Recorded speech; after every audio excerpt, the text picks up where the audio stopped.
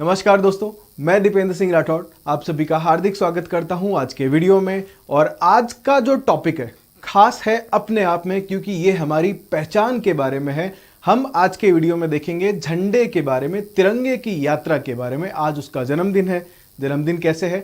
पहली बार जो आज तिरंगा देख रहे हो उसे हमने औपचारिक रूप से स्वीकार किया था 22 जुलाई को। ठीक है, 22 जुलाई थी उस दिन, इसलिए हर 22 जुलाई को फ्लैग अडॉप्शन डे मनाया जाता है, यानी झंडा अंगीकार दिवस हम लोग मनाते हैं। लेकिन जो झंडा आज हमें दिखाई देता है ये शुरू से ऐसा नहीं था। हर चीज की तरह इसकी भी एक यात्रा हुई है। सबसे पहले आपको कुछ इस तरीके का झंडा दिखाई देगा 1906 में। तो हम वीडियो में देखेंगे कैसे ये अपनी यात्रा में आगे बढ़ा है। और आज का वीडियो हमें आज का जो झंडा है ये हमें यहां दिखाई जैसा दे रहा है वैसा इसको दिखाई देने में कितना टाइम लगा है और कैसे कैसे एक प्रोसेस से ये वहां तक पहुंचा है। ठीक है, तो शुरू करते हैं हम लोग 1906 से। 1906 में अगर आप देखोगे तो विवेकानंद जी जो थे उनकी शिष्या थी भगिनी निवेदिता। उन्होंने ये झंडा जो है वो दिया था। देखो, भारत का पहला गैर आधिकारिक, क्योंकि अभी ऑफिशियली उसको स्वीकार नहीं किया गया था, तो गैर आधिकारिक था। हम कोशिश कर रहे थे कि हमारा एक झंडा होना चाहिए, हमारी एक पहचान होनी चाहिए, क्योंकि झंडा सिर्फ एक चिन्ह नहीं होता है, आपकी पहचान है वो, जिसको देख के आपके अंदर जज्बात आते हैं, फीलिंग्स आती है ना। एक नॉर्मल कपड़ा कहीं पड़ा रहे तो हमें कोई फर्क नहीं पड़ता, लेकिन उसकी जगह अगर झंडा हो तो बहुत फर्क पड़ता है। तो झंडा आपकी पहचान होती है आपके देश की। तो इसको 1906 में कलकत्ता के पास बागान चौक है, उसके कांग्रेस अधिवेशन में फहराया गया था। उस टाइम कलकत्ता कहते थे, आजकल कोलकाता हो गया है। ठीक है, तो बनाने वाले कौन थे? निवेदिता जी, भगिनी निवेदिता। ये विवेकानंद जी की शिष्या थी। इस झंडे में आपको 3 कलर दिखाई दे रहे हैं, हरा है, पीला है, लाल है। बाद में लाल रिप्लेस करेगा केसरिया को, क्योंकि केसरिया किसको शो करता है? आज हम कह रहे हैं बहादुरी को, वीरता को, लेकिन उस समय केसरिया जो है वो हिंदूज को रिप्रेजेंट करता था और हरा मुस्लिम्स को रिप्रेजेंट करता था। शुरू में ऐसे ही करके बनाया गया था ताकि सबको झंडे में अपना रूप या अपनी पहचान दिखाई दे और सब लोग एक झंडे को एक्सेप्ट कर पाए। तो शुरुआत में यही हुआ। आपको हरी पट्टी में 8 कमल दिखाई देते हैं, बीच में वंदे मातरम लिखा हुआ है पीली पट्टी में, और एक तरफ चांद है, एक तरफ सूरज है। चांद रिप्रेजेंट करता है मुस्लिम्स को, सूरज रिप्रेजेंट करता है हिंदूज को। यही सोच के उन्होंने बनाया होगा कि भाई सब लोग जो हैं वो मिल के रहेंगे। तो पहली बार ये डिटेल है इसकी सामने लिखी हुई। इस तरीके का झंडा हमें 1906 में दिखाई देता है। अब इसमें धीरे धीरे चेंजेस होंगे 1947 तक, 22 जुलाई, जब तक कि हम इस झंडे को एक्सेप्ट नहीं कर लेते। ठीक है, चलिए आगे।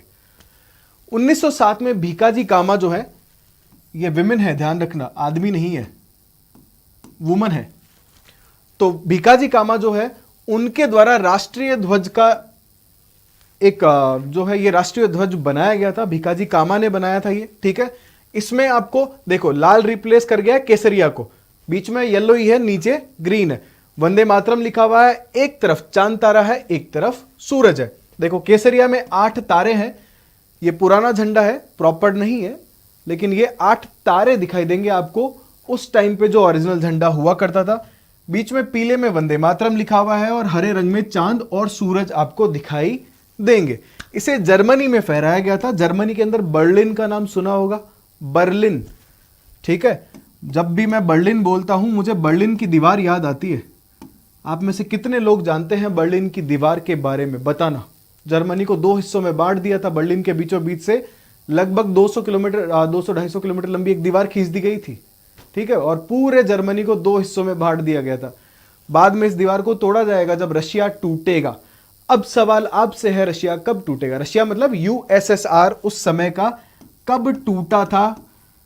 उसी टाइम बर्लिन की दीवार भी तोड़ दी जाएगी और जर्मनी जो है वो फिर से एक हो जाएगा। वो पूर्व जर्मनी और पश्चिम जर्मनी नहीं रहेगा। ठीक है, चलिए आगे चलते हैं। ये 1907 की बात है।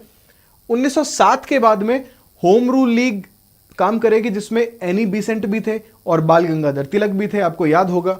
तो 1918 में होम रूल लीग आंदोलन के समय में यह झंडा फहराया गया था। उनको एक बिल्डिंग में बंदी बना के रखा गया था, वहां उन्होंने ये झंडा फहराया था।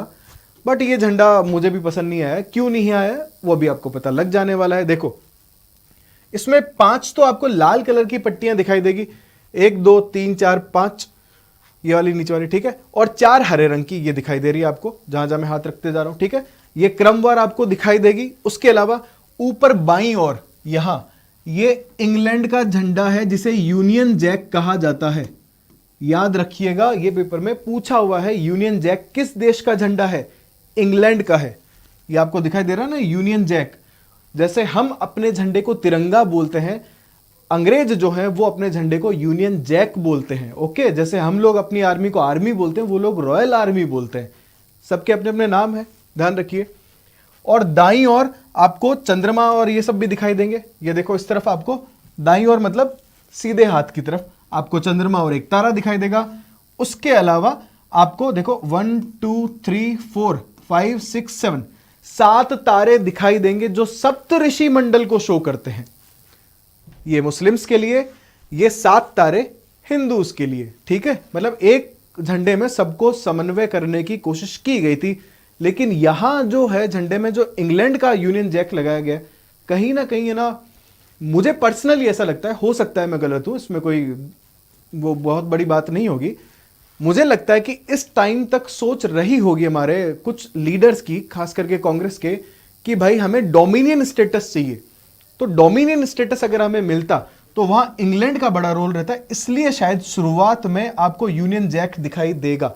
हो सकता है उस टाइम पे ये चीजें रखी गई हो, ना भी रखी गई हो, लेकिन मुझे पर्सनली ऐसा लगा कि भाई इसमें यूनियन जैक शायद इसलिए डाला गया होगा, ठीक है। इसलिए नहीं कि वो गुलाम ही रहना चाहते थे, हाँ, लेकिन डोमिनियन स्टेटस वाला एक सीन हो सकता है, ठीक है। आगे बढ़ते हैं अब इस यात्रा में। फाइनली 1921 में गांधी जी ने कोशिश करी थी कि इसकी एक डिजाइन बनवाई जाए, तो इसका काम मिला पिंगली वेंकैया को, ठीक है। पिंगली वेंकैया, ये नाम आपको याद रखना है, पूछा गया है। इन्होंने एक डिजाइन पेश की जिसमें लाल और हरी 2 पट्टियां थी, सफेद नहीं था। बाद में गांधी जी ने कहा कि भाई इसमें सफेद भी लगा दे, सफेद भी जोड़ी गई, और बीच में जो है सफेद को बाद में जोड़ा गया, ठीक है, ये लिख दिया गया। बाद में गांधी जी ने रिक्वेस्ट करी तो सफेद को जोड़ दिया गया, और बीच में एक चरखे का चिन्ह था जो बड़ा चरखा था, इतना सा नहीं था, बड़ा चरखा था, पूरे को कवर करता था। लेकिन जब बीच में सफेद पट्टी को जोड़ा गया तो चरखा छोटा हो गया, ठीक है। बाद में ये टायर वायर सिर्फ टायर बचेगा, ये सब खोल लिया जाएगा, ठीक है। फाइनली 31 दिसंबर 1929 को रावी नदी के तट पर इस तिरंगे को फहराया गया था। ये जो दिखाई दे रहा है ना आपको, जिसके बीच में चरखा है और ग्रीन और लाल कलर है।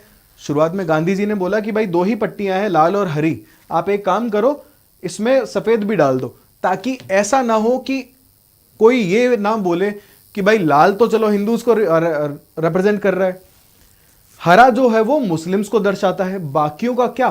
तो गांधी जी ने कहा कि सफेद जो कलर है वो भारत में दूसरे धर्मों को दर्शाता है, हिंदूज और मुस्लिम्स के अलावा, ठीक है। तो इस तरीके से आगे चल के सफेद कलर भी इसमें जुड़ गया।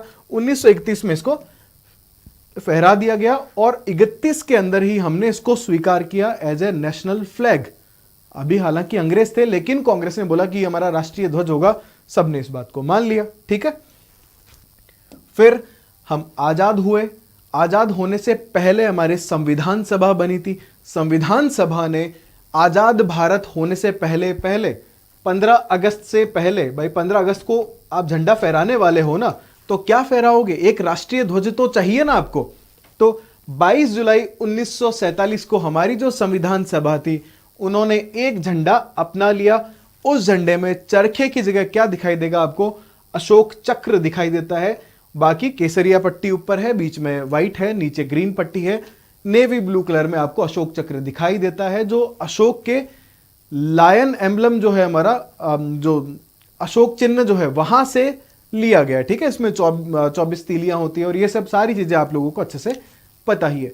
तो आज के वीडियो में हमने डिस्कस किया था कि कैसे जो है हमारा झंडा पूरी अपना एक ट्रेवल करके आया है 1906 से लेके 1947 तक, और आज जो है हमारी पहचान यही वाला झंडा है जिसमें अशोक चक्र दिखाई देता है, ठीक है। तो अगर आपको मेरी जानकारी पसंद आती है तो आगे क्या करना है आपको बहुत अच्छे से पता है, और जल्दी ही मिलते हैं अगले वीडियो के साथ में, इसी उम्मीद के साथ कि सदा झंडा ऊंचा रहे हमारा। धन्यवाद। जय हिंद, जय भारत।